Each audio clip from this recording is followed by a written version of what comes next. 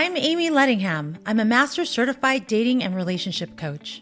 And I'm Kevin Lettingham, Amie's husband and a former reality and docuseries TV producer-director.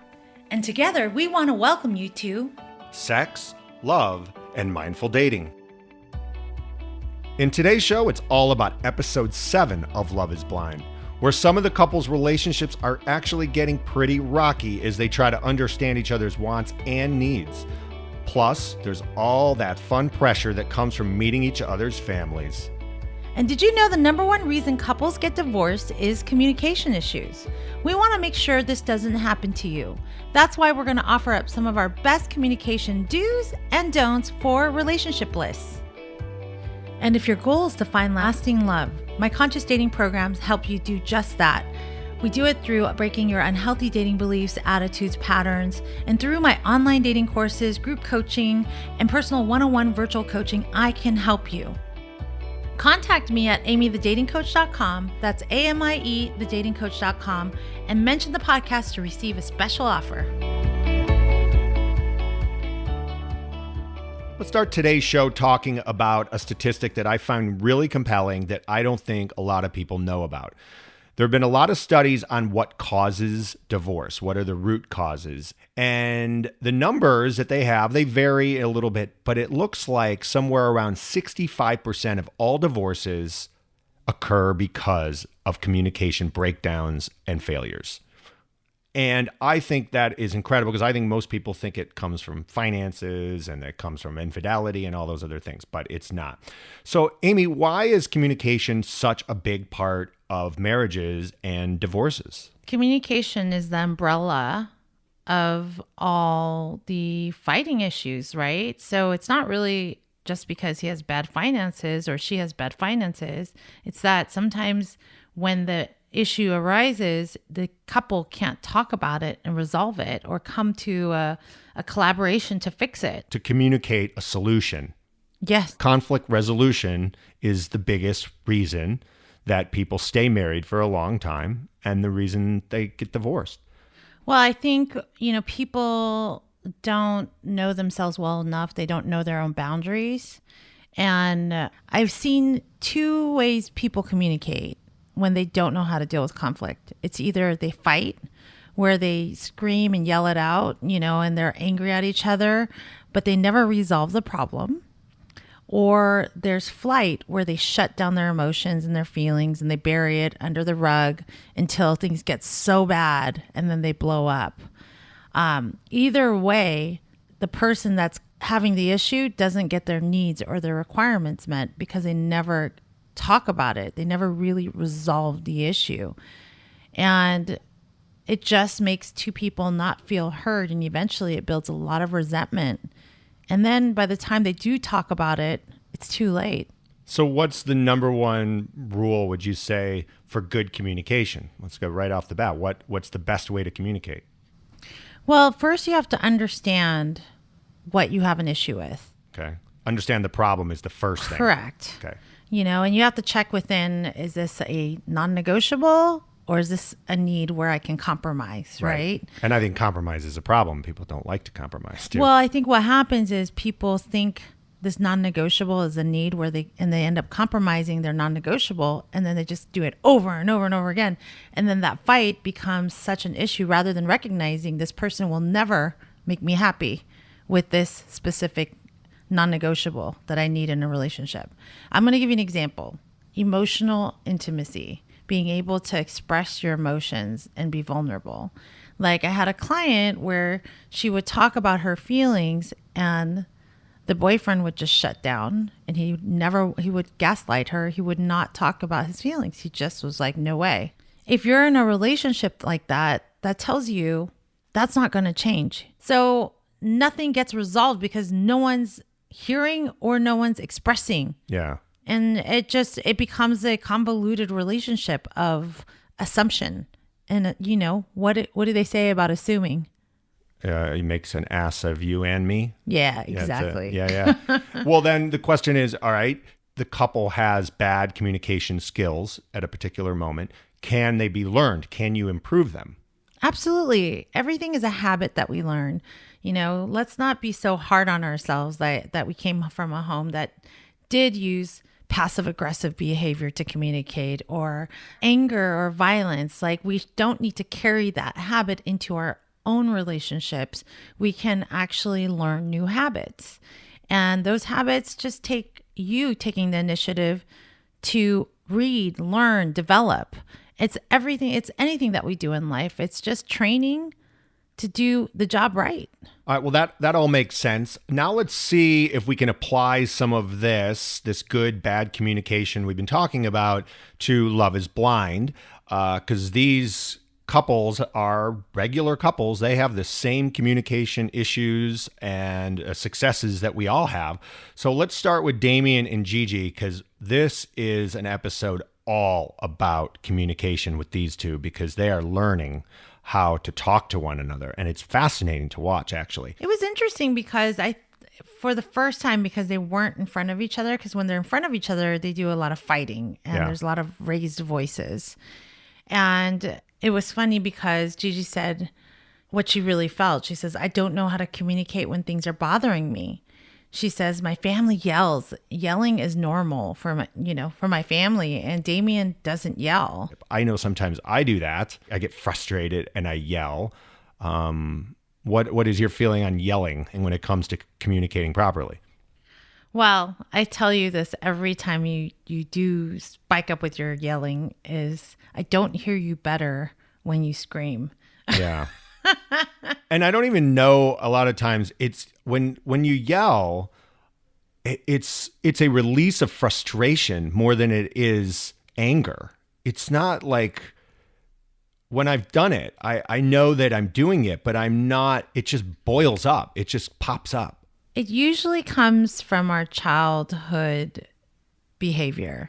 So what happens is, if we don't get something our way or we don't understand, our childhood behavior comes into play, and that's when we throw a tantrum. So you're calling me a child, basically. Pretty much. When you yell, the way I hold my composure and not get offended is I shrink you down to a little child throwing a tantrum. And that's when I'm like, I come from curiosity rather than anger.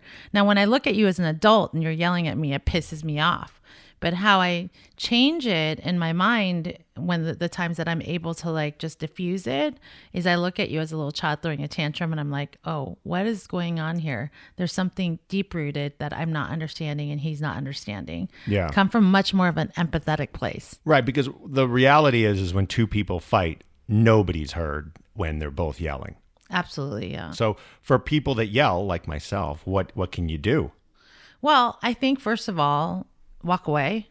I do that. I like to do that. Yeah. When things get too heated and frustrating, then it's time for you, whoever the yeller is, and sometimes I yell too. It's not like you're always the one that's yelling, is that we walk away, we take a deep breath, and we recenter ourselves and set up an appointment with each other before you have the next communication. Because the whole goal of communication is to get heard on both sides and come to a resolution. You can't do that when you're both pissed off. I agree with you in principle, but when you're on one side of an argument, right? Take Gigi and Damien, for example. They each have a point of view, and they both want their point of view heard, and they want to win. They want to win the argument. That's bad. But is it really bad? I want you to understand what I feel, and I want you to change a behavior. I need you to do that. That's bad because you can't change me. But I can change your behavior. No, you can't. How can I not? You can share what you want. Yes. I have to accept it and change it for myself. No one can change another person. That makes sense. Okay, I agree. The goal, though, is to get the behavior changed. The goal is for you to be heard. Okay. Yes. So I can hear you. I can accept what you're saying is your meaning, your belief around it. And I can choose to either meet you halfway, or I can say, that's not my belief. I'm allowed to have my own belief. That's where we were talking about the non-negotiables. If those are aligned, there's going to be less conflict because you believe the same thing. When you don't believe the same thing and you're forcing it down someone's throat and it's about you be like me or me be like you, that's the flaw and that's what causes breakups. True. And good communication also brings you together. When it's resolved, it's a bonding thing. Sometimes the best part is when you've gone all the way through it and you resolved it and you move on and you went, whew, I didn't know we would get through that. And we did. And that to me is what works for our relationship the best, is that there is yet to be one singular issue that has been systemic, that we always seem to discuss it and get through it. And we've never gone weeks with an issue, usually a day or two max. And I think that's super important. If you're in a relationship and the stuff isn't getting resolved in days or hours, that's hard. That's really important. You just mentioned that. The issue, when it does arise, it needs to be handled right away. And a lot of people wait because they hate conflict. Yes. And that's when it destroys a relationship. The one thing we saw with Gigi is that she doesn't know how to handle conflict, so she uses sex. And it was almost like, if I have sex with you, I'm making up with you, rather than speaking what she wanted to say and say, I'm sorry. She did it through an action of sex. And Damien was like, no, I don't want to have sex with you when I'm pissed at you. You're not even attractive to me. That's makeup sex.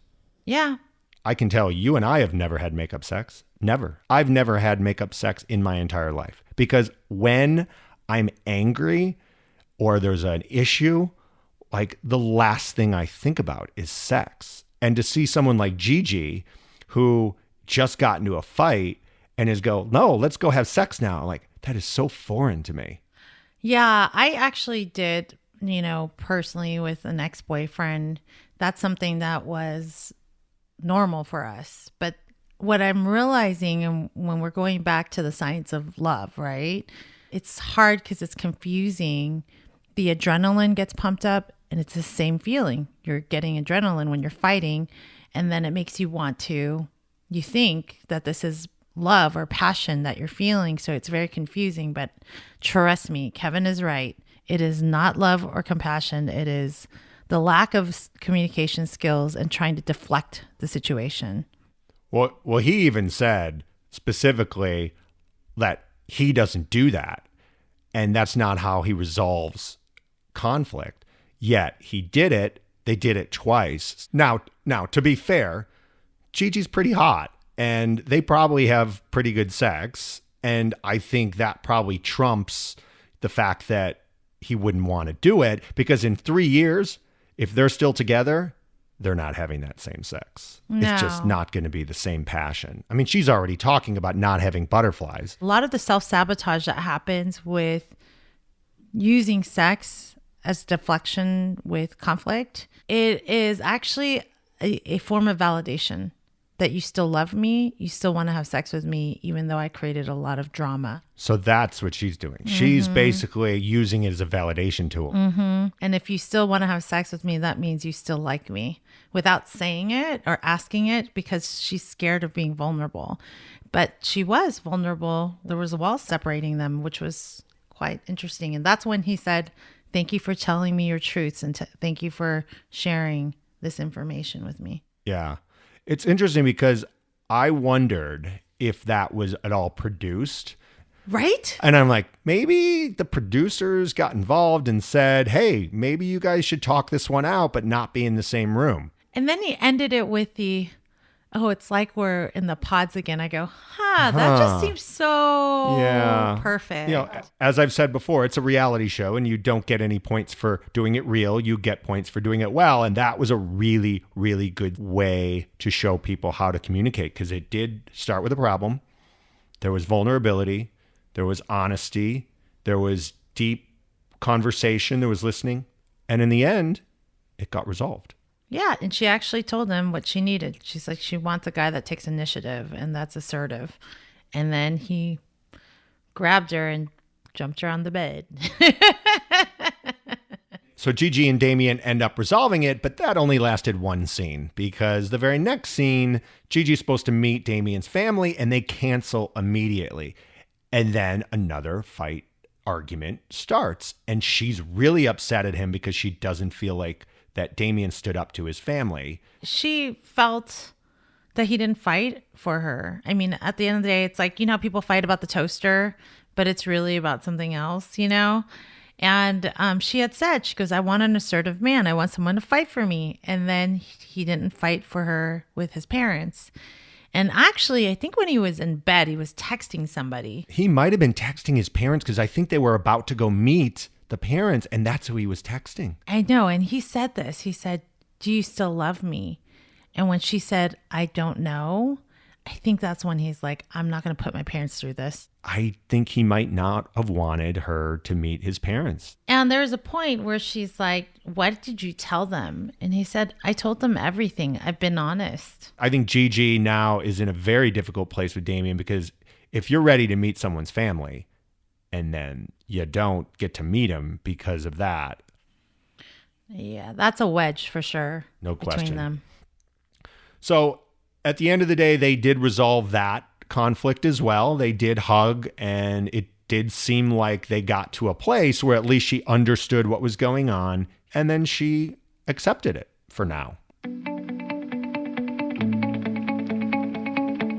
I'd like to take a moment to talk to you about my free ebook, 5 Dating Traps to Avoid.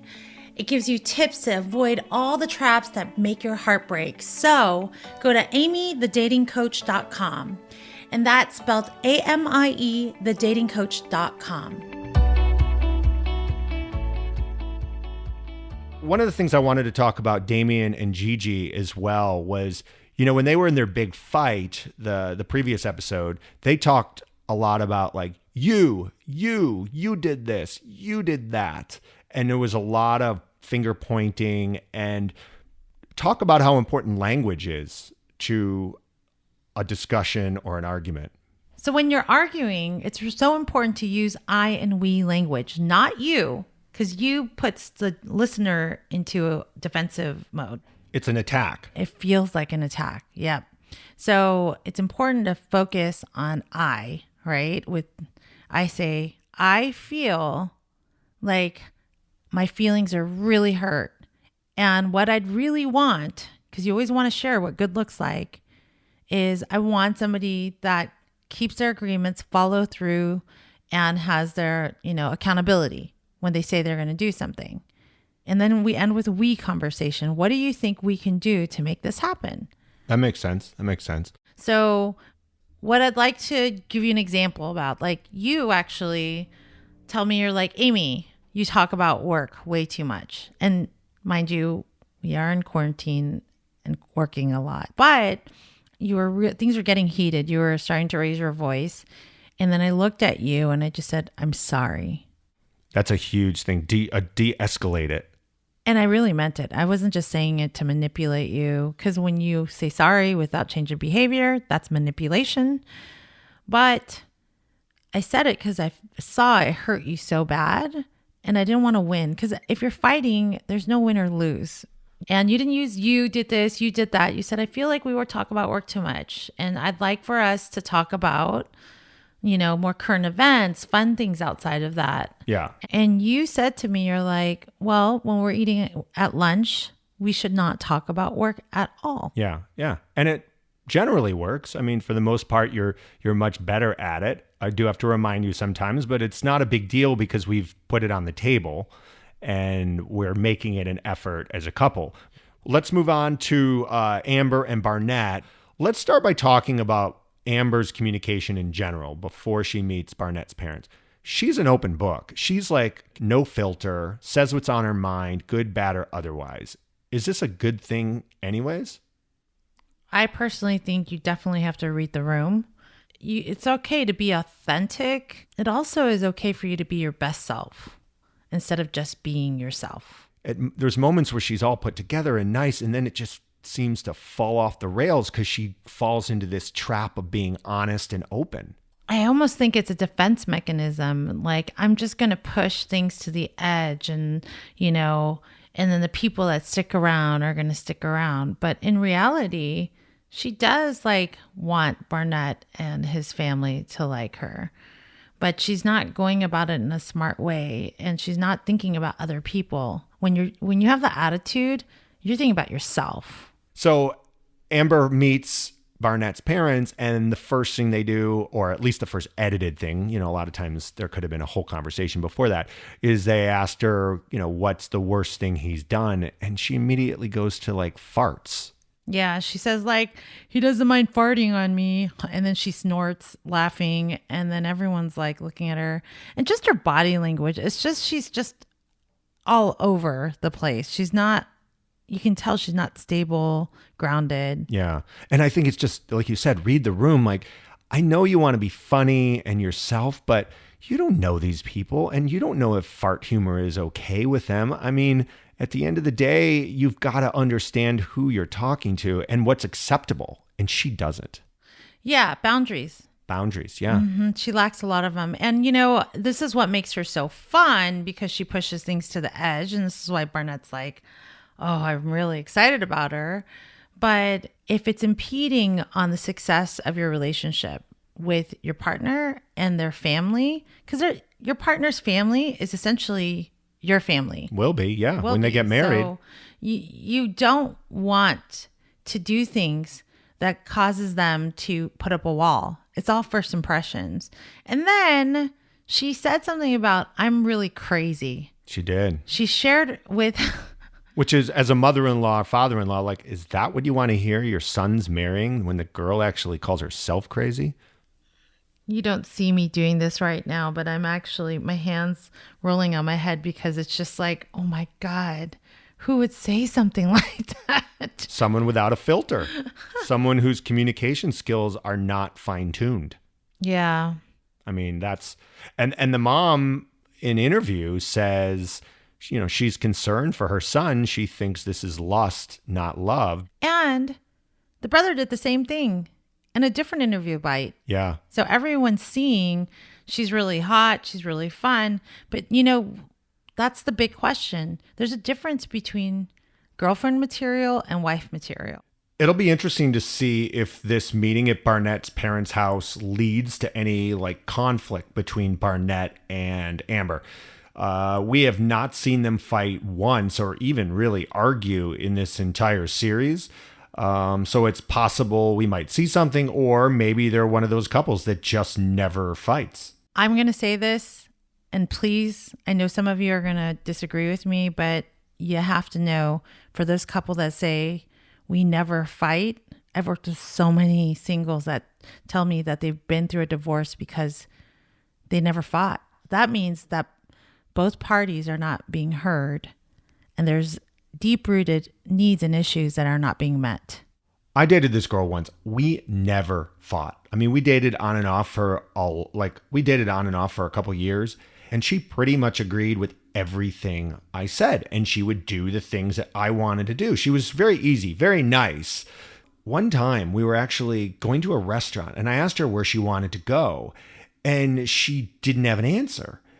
And that was it. I finally blew up. And we were on the street too, because I was so just finally talk, say something, have a point of view, do something to show me that you're an equal participant in this relationship. And I realize now it's just, we didn't have good communication, because not only did I not say anything and confront her that this was a problem, but she never had a voice.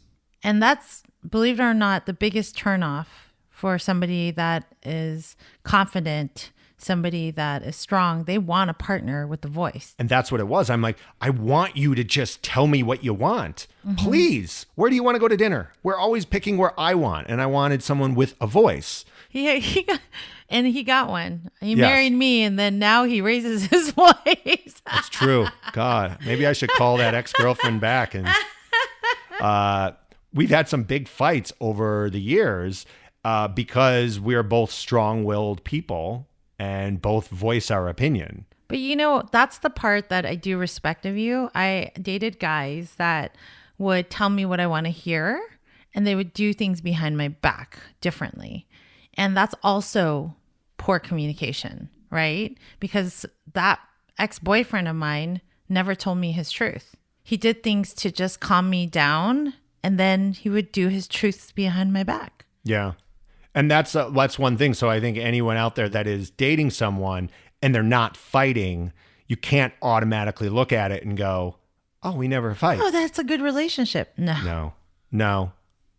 I've always been a believer that it's not how you love, but it's how you fight. Because if you can't communicate properly to get through problems, it doesn't matter how much you love each other, because it's problem resolution over the course of a long-term relationship.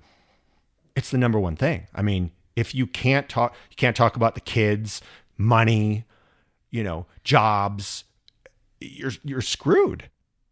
Well, that kind of gets us to the end of the show. So now let's move on to the takeaways. Amie, can you talk about the takeaways for this episode, please? So the first takeaway is to know your boundaries, then communicate them.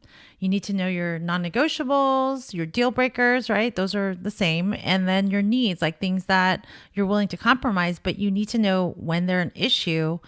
And that needs to happen right away. When it is an issue, you need to communicate them right away. You can't wait. The only way a person can meet your needs is if you properly tell them what you need.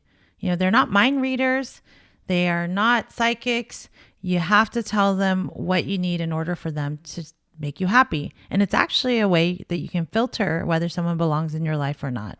Takeaway number 2, apply proper communication tools during conflict. I'm going to give you 3 tips under this.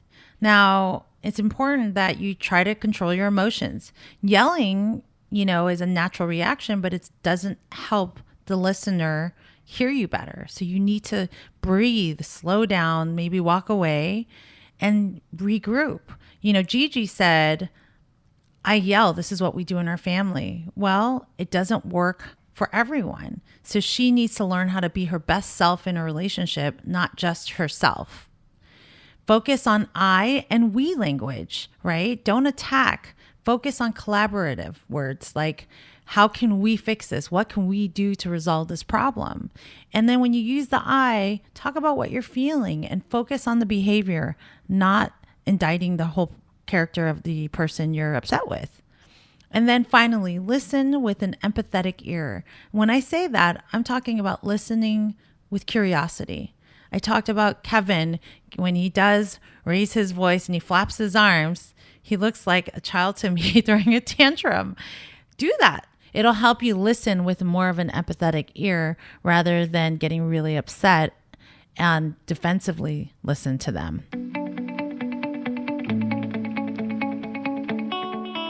Now, before we go though, please remember, if you like the show, hit the subscribe button, give us a 5-star review. It'll help us get more shows to your ears. And also, let's say you want to talk to me privately, come to my website. It's amiethedatingcoach.com, AMIE thedatingcoach.com, and let's connect and let's talk about your love challenges. Thank you for listening. And like we always say, take charge of your love life by dating mindfully. See you in the next episode. Bye-bye. Bye.